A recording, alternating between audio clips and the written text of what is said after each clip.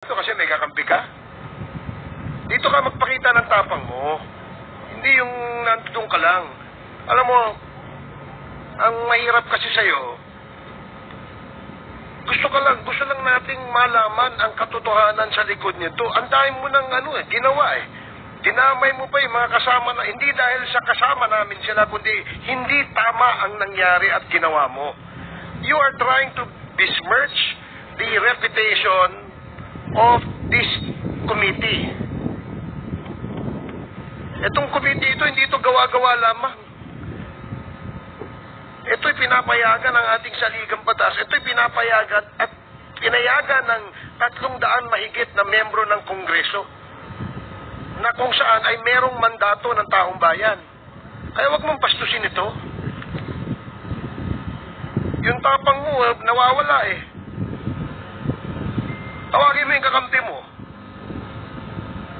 Ang nakakabahala po doon sa bahagi po ninyo, Colonel Grijaldo, ay naibahagi po ninyo doon sa statement ninyo na meron pong 2 miyembro ng mababang kapulungan ay di umano ay inudyok ka, kinausap ka, at para bang tinatakot ka na magsabi ng mga bagay tungkol sa issue ng EJK sa Pilipinas. Tama po ba yun? Your Honor, I would like to stand by my statement in the Senate under oath, Your Honor, and I would like to invoke my right for self-incrimination, Your Honor.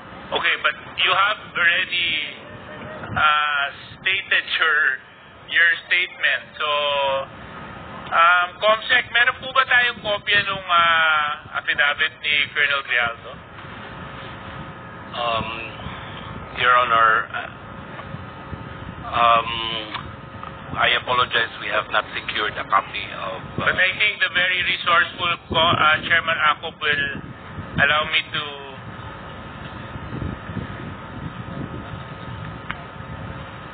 Thank you very much. So, anyway, Colonel Grijaldo, meron po akong copy ng affidavit nyo. At ito naman po, pinaninindigan po ninyo. Tama po? Yes, Your Honor. Okay. Maraming salamat. Dito po sa number 7 ng inyong sinumpang salaysay, sinabi po ninyo dito, when I entered the end room, I saw 2 lawyers of Colonel Garma standing inside the room. One of the lawyers approached me and then asked me what we were going to talk about. And I said that I do not know. Number 8, after a while, Congressman Dan Fernandez entered the room and he asked me to sit beside him on the right side. Then Congressman Abante entered the room and sat on the far end chair on my right. Far end chair on my right. One of the lawyers of Colonel Garma stood at my back. Your Honor, I would stand by my statement to the Senate under oath, Your Honor, and I invoke my right for self-incrimination, Your Honor. Point of order, Mr. Chairman. Point of order. What is the point of order? I don't see any reason why our guest keeps on invoking his right against self-incrimination when Deputy Speaker J.J. Suarez was not asking him anything incriminating. He was just merely reading a portion of his affidavit. So I don't like, Mr. Chair, that this committee, that our resource person may impress upon the public that we are here to corner him and to incriminate him. Please, tigilan mo yan. Di naman, Mr. Chair, it's not right to invoking self-incrimination when in fact DSJJ is not asking you any questions but merely reading his affidavit. Baka naman ng message na pinapakita, Mr. Chairman, sa publiko, inaanggulo natin siya dito. I'm sorry, Mr. Chair, but I have to manifest this. I think his invitation to the Senate was to discuss about EJK and illegal drugs. And nowhere in his affidavit did he mention anything about illegal drugs. And and EJK. He did not share any inputs or his knowledge on illegal drugs. His participation in that Senate inquiry was merely to besmirch the reputation of some of the chairmen here. And as a result, attempting to degrade the integrity of the Quadcom. So please, I hate to admonish men in uniform. I have the highest respect for our policemen. But please, Colonel Grijaldo, stop invoking your right against self-incrimination. Nobody's asking you any incriminating questions here. Mr. Chair. And, Mr. Chairman, along the line of Congressman Adjong, I don't think it's incriminating because, number one, sinumpang salaysay niya po ito eh. Pirmado niya po ito eh. So how can he incriminate himself when he actually signed this affidavit? And this is a public document, Mr. Chair. So, if our resource person is invoking this right to self-incrimination, I think that is out of order. Okay, I'd like to remind the resource person that the questions being asked of you are the statements you made in your affidavit. And the questions that the SJJ is asking is whether you confirm those statements that you stipulated in your affidavit. Dahil affidavit, pinirmahan mo yun, there's nothing incriminating no, dun sa tanong ni Congressman J.J. Suarez. So please, answer appropriately the questions being asked by the members. Congressman Acop? Mr. Chair, may we ask the resource person the basis why he's invoking his right against self-incrimination? Yeah, please answer. What is the basis of you invoking the right against self-incrimination?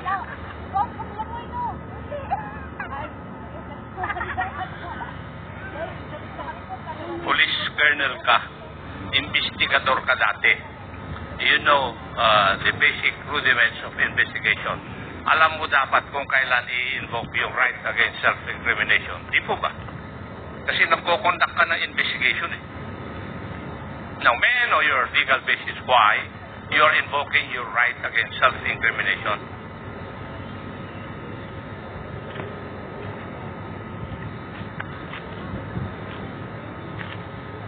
Mr. Chair, if you cannot provide any basis, I think I agree with the Honorable Adjong that he should not invoke that right.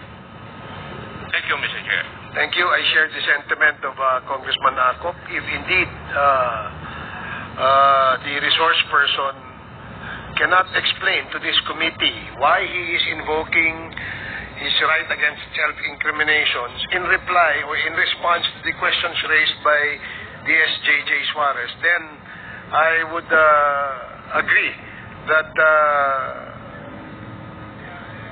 the gentleman is out of order, and perhaps do you have a lawyer with you, Colonel Grijaldo? Nandito, may abogado ka ba? Would you like? Wala po, Your Honor. Do you want us to provide you a lawyer? No, Your Honor. Because your lawyer or lawyers that we can provide you will assist you on telling you what your rights are in this committee hearing. So, gusto mo ba mag-provide kami ng abogado? No, Your Honor. So, you will answer and reply to the questions of the members. Now, the SJJ? Yes, Mr. Chair, maybe another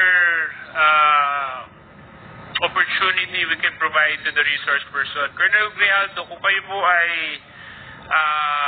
hindi komportable dahil nga maraming nanonood at nasa publiko po ang hearing na ito, would you want or would you request for an executive session so that you can divulge the details and the truthfulness to the affidavit that you executed in the Senate hearing?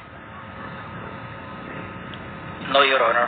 Okay, so Therefore, we can proceed, Mr. Chair. Please proceed. So, Colonel Grijaldo, matanong ko lang po, ano po ang nag-udyok sa'yo para i-execute tong affidavit na ito? Yes, I have said, Your Honor, during my opening statement in the Senate, it was Tuesday. We have a hearing here on Tuesday, and we ended up on the Wednesday on the event of the Typhoon Christine. And as I have said, I go back to my home, and iniptip ko po yung nangyari sa akin, Your Honor. And I never told this to my wife that time for 2 days. Until such time on the Friday, I was informed by the PIHAW that I'll be attending a Senate hearing. So, naisabi ko dun sa asawa ko, Your Honor. And nag-a-argue pa kami kasi ayaw niya. Ako kasi gusto ko na may sabi. And sabi ko, we have to go on a Sunday Mass, and we need wisdom for this para mabigyan din tayo ng lakas na loob para ma-resolve natin sa tayo kasi tayo nagkakaproblema. Hindi na rin kami nag-ano nun eh. So on the Sunday, it was on the gospel. Sabi ko, pakinggan natin kung ano man yung masabi ng gospel sa atin that day. And it was a great enlightenment and a wisdom na binigay sa akin, Your Honor. The gospel said that it's not all about the crown, but it is about the cross. It is not about the honor, but it's about the sacrifice. It's not being the first, but being the last. It's not being the great, but being the servant. Sabi ko sa asawa ko, bakit naibigay sa atin to? We have to, and to sum up that, Your Honor, ang sinabi nung pare, sabi niya, it's not about the experience. Because yung experience kasi natin sa buhay, it may be good or bad. But it's all about the lesson learned that time, Your Honor. So I have that courage, and even my wife submitted to my decision. And on the next day, pumunta na po ako yun. Nandun po yun, ginawa ko po yun, sinulat ko po yun. And it was on that mass that time. But it is a Sunday for the PDLs. It was a Sunday for PDLs. Sabi ng pare, we have to give dun sa mga brothers natin na nakukulong. Hindi ko nga akalain na I would be the one also to experience that na sinabi ng pare. So, that's all, Your Honor. That is all that happened, Your Honor. Well, oftentimes we need experiences to encourage us and to push us to search for the truth. So, I hope this hearing is one of those experiences for you, Colonel Grijaldo. Dahil ang layunin lang naman po natin dito ay hanapin gaano man kahirap ang katotohanan. Yun lang naman po ang hangarin natin. Wala nang iba. At kaya nga po yung dalawa po nating kinatawan na binanggit mo sa affidavit mo ay pansamantalang tumayo at umalis bilang chairman just to show that we are fair in handling this very sensitive issue. Because you made serious accusations in your affidavit, Colonel Grijaldo. And if indeed enlightenment has happened to you when you executed this affidavit, and you mentioned that you stand by your affidavit, so let's test whether or not it is the truth, Colonel Grijaldo. Yes, Your Honor. Okay, As I have said, I will stand by. I am humbled by my experience, Your Honor. I'm sure you're but Mr. Colonel Grijaldo, I will stand by with my statement. You have to understand one thing. Your Honor. You have to understand I would like to lang po. invoke my right One thing lang po. to self-incrimination, Your Opo, Honor. but you have to understand one thing, Colonel Grijaldo. Okay lang po yun kung para sa'yo. Ang problema ho, ang dami mong dinamay eh. Kung para sa'yo lang yun, hindi sana natin gagawing issue to eh. Ngunit ang idinamay mo dito ay mga taong walang kinalaman o mga inosente. Eh, paano naman po sila? Paano naman po yung mga karapatan nila? Paano naman po yung boses nila? Paano naman yung katotohanan nila? Hindi pa po natin sila pahahalagahan? Dahil pangahawakan lang natin yung sinabi mong enlightenment mo? But they have their own rights too, Colonel Grijaldo. So, Colonel Grijaldo, siguro wag na tayong paligoy-ligoy pa. With the permission of Mr. Chairman,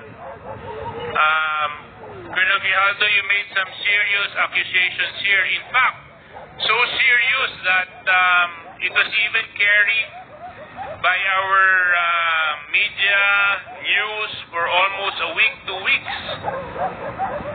And because of your accusations, you've tarnished the very reputation and integrity of the committee and the House of Representatives. Things that I will not allow dahil ito pong posisyon na inuupuan namin, ay ito po ay posisyon ng tiwala na ipinagaloob sa amin ng tao nagtitiwala sa amin. At kailanman hindi ako papayag na may mga tao na magdudungis at magtatapon ng kasinungalingan para sirain ang integridad ng trabaho ng House of Representatives at syempre ng komitibang ito. So, Colonel Grijaldo, sinabi po dito sa inyong sinumpang salaysay that you were persuaded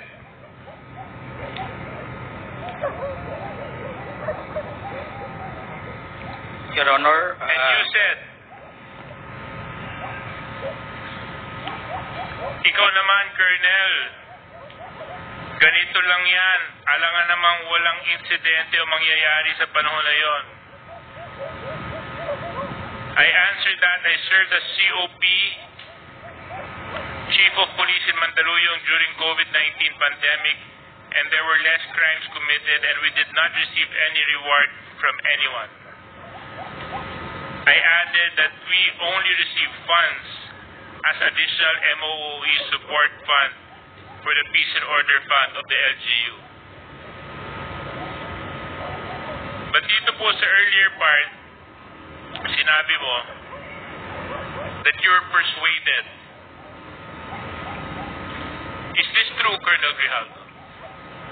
Your Honor, I will stand by my statement in the Senate under oath, Your Honor, and I would like to invoke my right for self-incrimination, Your Honor. That is out of order. Let it be of record that the statement made by this resource person is out of order. Please continue, Congressman Suarez.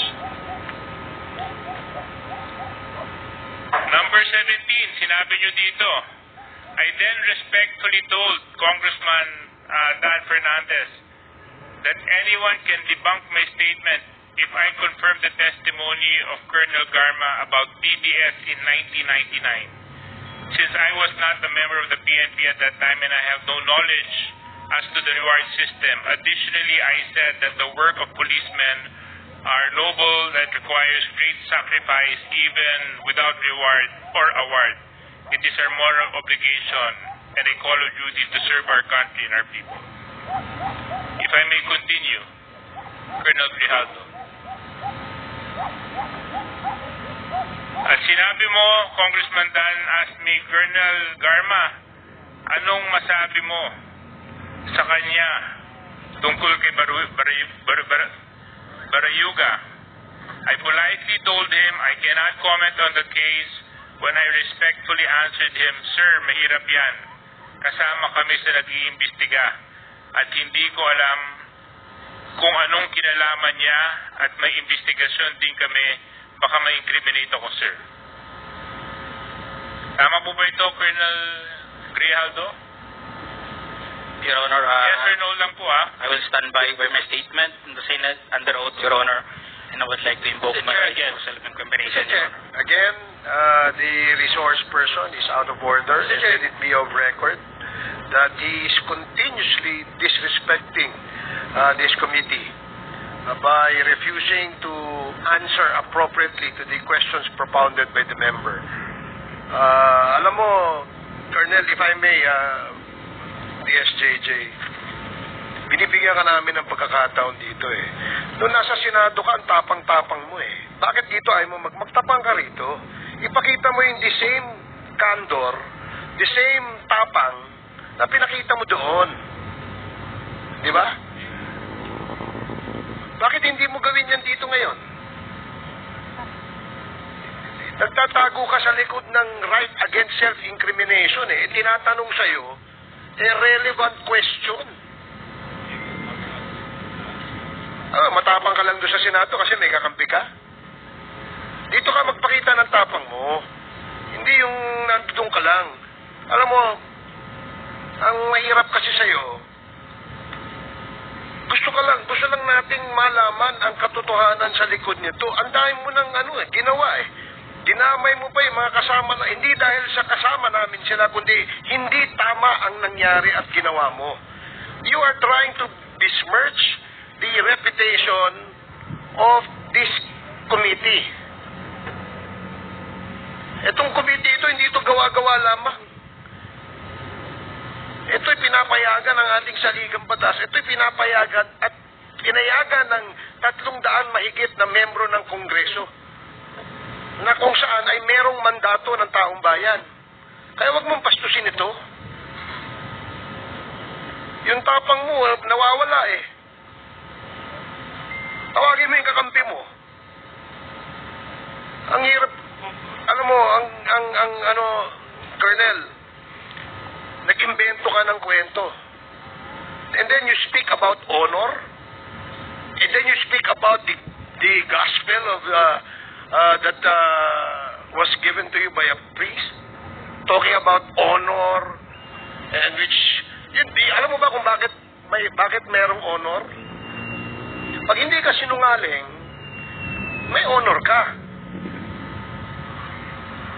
As simple as that. You're a police officer and you should have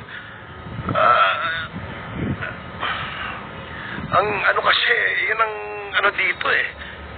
Anyway, DSJJ, you can... Well, I totally understand the frustration of our chairman. In fact, it is the same place where I'm extracting my frustration from. No?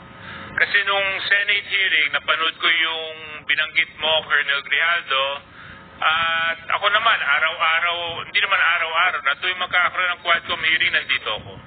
I make it a point to even come early. So, Colonel Grijaldo, you mentioned in your affidavit and even in the Senate hearing that you were coerced.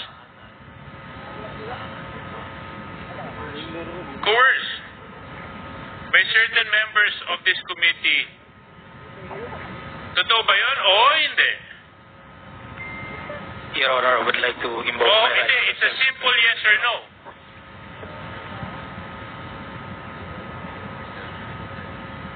Mr. Chairman. Yes or no? Yes or no? Yun lang po yun. Sabi mo, truth, di ba? Your Honor, Sabi I mo, would like to invoke my right di to ba? self-incrimination, Your Diba Honor. sinabi mo, gospel truth, di ba? When you talk of God, there's only right and wrong.